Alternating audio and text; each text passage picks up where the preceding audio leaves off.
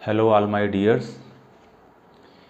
आज की तारीख है 11 मई और 11 मई का जो इतिहास है वो कहता है कि आज ही के दिन अटल बिहारी वाजपेयी की सरकार ने पोखरण परीक्षण किया था, जिससे न सिर्फ अमेरिका बल्कि पूरी दुनिया में एक बहुत बड़ी हलचल हुई थी।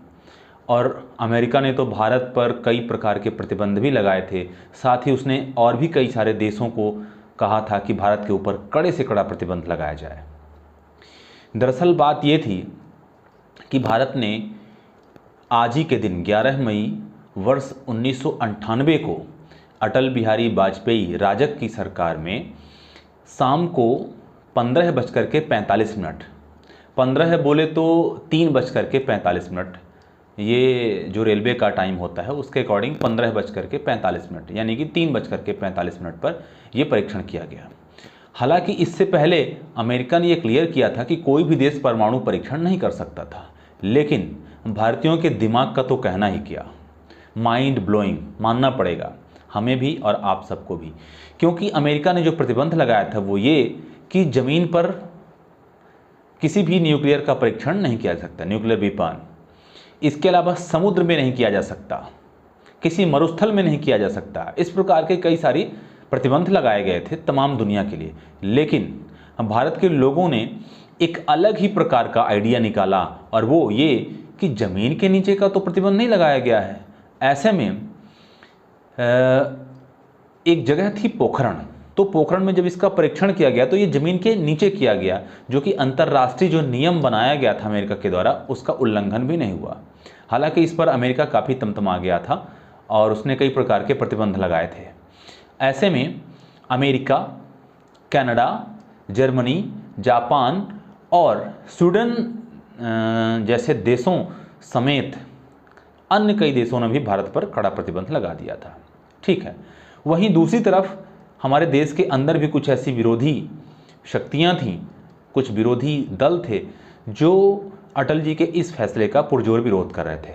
उनमें सोनिया गांधी ने भी विरोध किया था, वामपंथी दलों ने भी विरोध किया था। सोनिया गांधी ने तो ये कहा था कि असली शक्ति जो है वह संयम में है, न कि परमाणु परीक्षण में। हालांकि आपको बताते चलें कि इस ऑपरेशन का नाम शक्ति ऑपरेशन ही दिया गया था। तो ऑपरेशन शक्ति के तहत ये पोखरण परीक्षण किया गया था।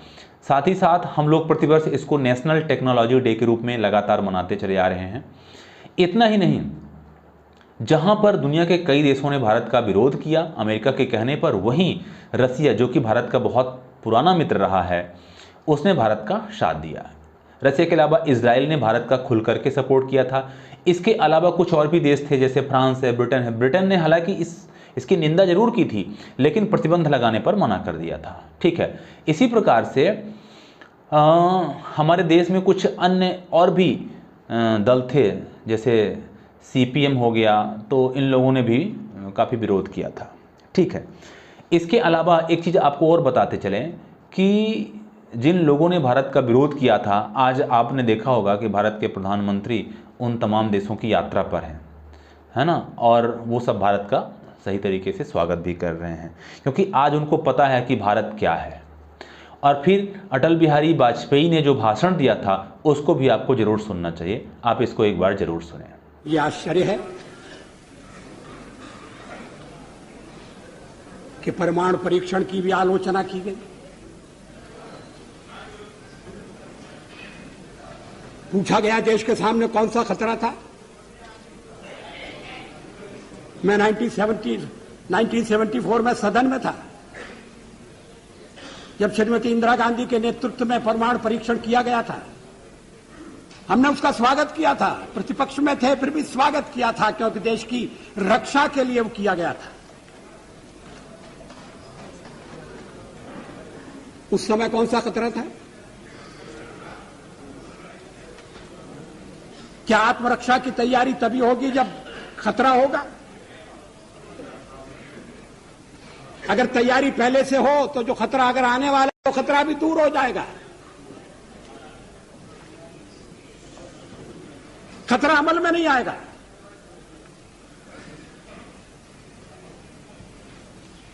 और इसीलिए हमने परमाणु परीक्षण करने का फैसला किया। हमारे कार्यक्रम का अंग है, उसमें लिखा हुआ है। कोई छुपी हुई बात नहीं थी, कोई रहस्य नहीं था।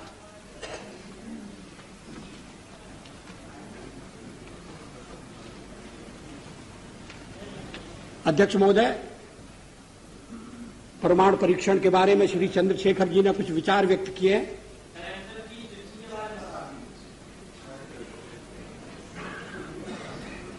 मुझे खेद है कि मैं उनके विचारों से सहमत नहीं हो सकता। उनके चिंतन की एक विशिष्ट धारा है।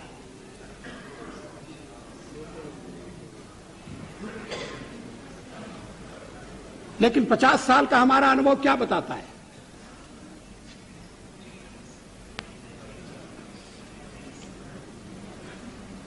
क्या रक्षा के मामले में हमें आत्मनिर्भर नहीं होना चाहिए? केवल एक पड़ोसी नहीं, हमारे अनेक पड़ोसी हैं। इस समय यूरोप में क्या हो रहा है वो एक चेतावनी है।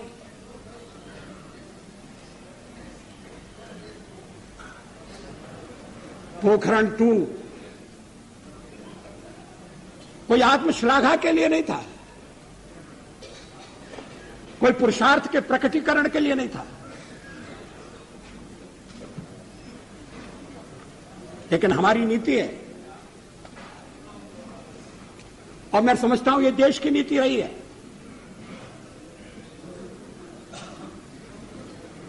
कि मिनिमम डिटरेंट होना चाहिए।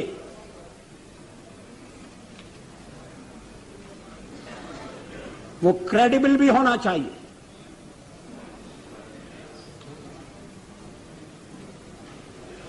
इसलिए परीक्षण का फैसला किया गया। उसके कारण कुछ कठिनाइयां आएंगी, हमें मालूम था, लेकिन देश उन कठिनाइयों का सफलतापूर्वक सामना करेगा, यह भी हमको विश्वास था और ऐसा ही हुआ। आर्थिक प्रतिबंध हमें आगे बढ़ने से नहीं रोक सके। रक्षा संबंधी फैसले करने से हमें विरत नहीं कर सके।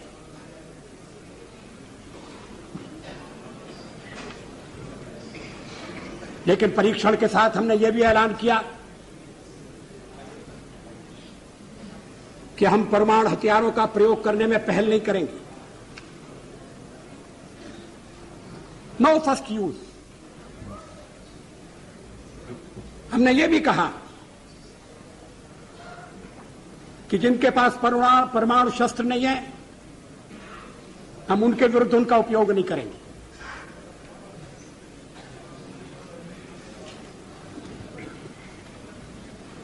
हमने परीक्षण बंद करने का भी ऐलान किया।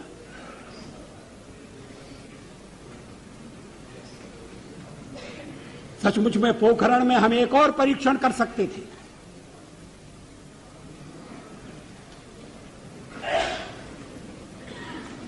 लेकिन जब हमें लगा कि वैज्ञानिक तकाजा पूरा हो गया है तो उस परीक्षण को हमने छोड़ दिया।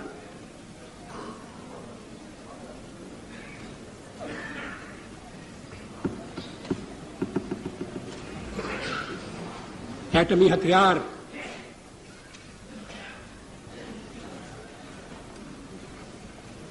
रक्षा के लिए भी हो सकते हैं।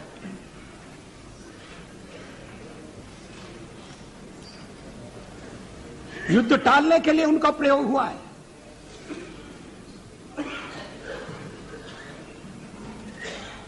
इतने वर्षों तक यूरोप में शांति रही, 2 शिविरों में बटे हुए विश्व में युद्ध नहीं हुआ। इसके मूल में कहीं न कहीं ये बात थी कि शक्ति संतुलन है और इसलिए एक दूसरे को छेड़ने से बाज आना चाहिए। डिटरेंट के पीछे यही परिकल्पना है। इस पर सारा सदन विचार करे इस बात की आवश्यकता है।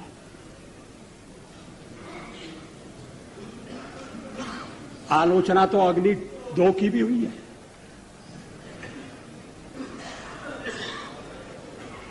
और उस दिन बड़ा विचित्र दृश्य उपस्थित हुआ जब सवेरे हमने अखबारों में पढ़ा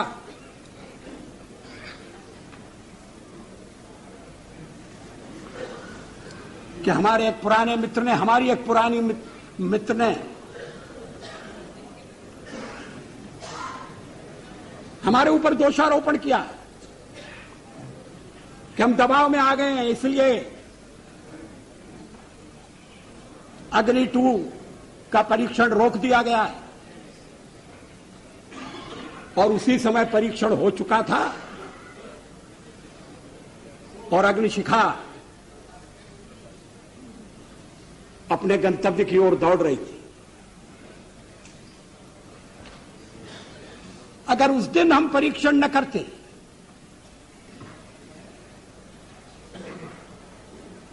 तो वो उनका वक्तव्य भ्रम पैदा कर सकता था।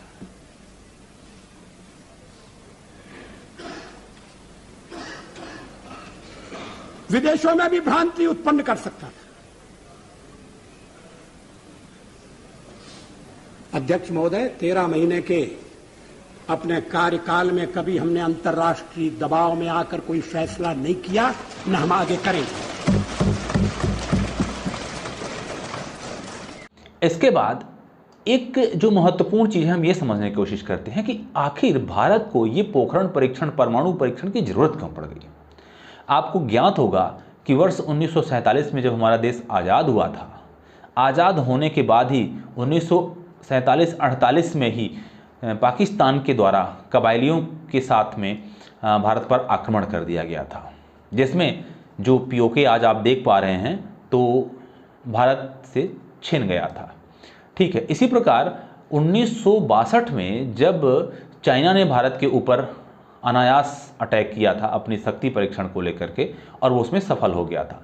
ऐसे में डॉक्टर कलाम सहित अन्य हमारे भारतीय वैज्ञानिकों को इस पर चिंतन करने की जरूरत पड़ी और वर्ष 1974 में भाभा एटॉमिक रिसर्च सेंटर की स्थापना की गई। हालांकि उन दिनों कांग्रेस की सरकार थी और तब अटल बिहारी वाजपेयी ने इसका समर्थन किया था, आपने वीडियो में सुना ही होगा।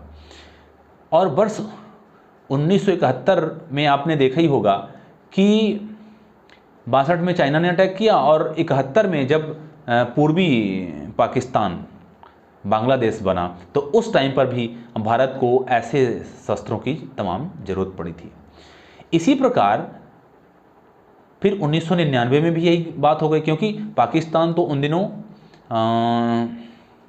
परमाणु परीक्षण वाला देश था ही, लेकिन भारत के पास नहीं था। ऐसे में भारत ने बड़े ही हिसाब से काम किया, रातों रात, और किसी को खबर नहीं होने दी, क्योंकि कहा जाता है कि उन दिनों जो वैज्ञानिक लोग थे वो सब सेना की वर्दी में वहाँ पर गए हुए थे। सेना की वर्दी, कलाम भी सेना की वर्दी में गए हुए थे।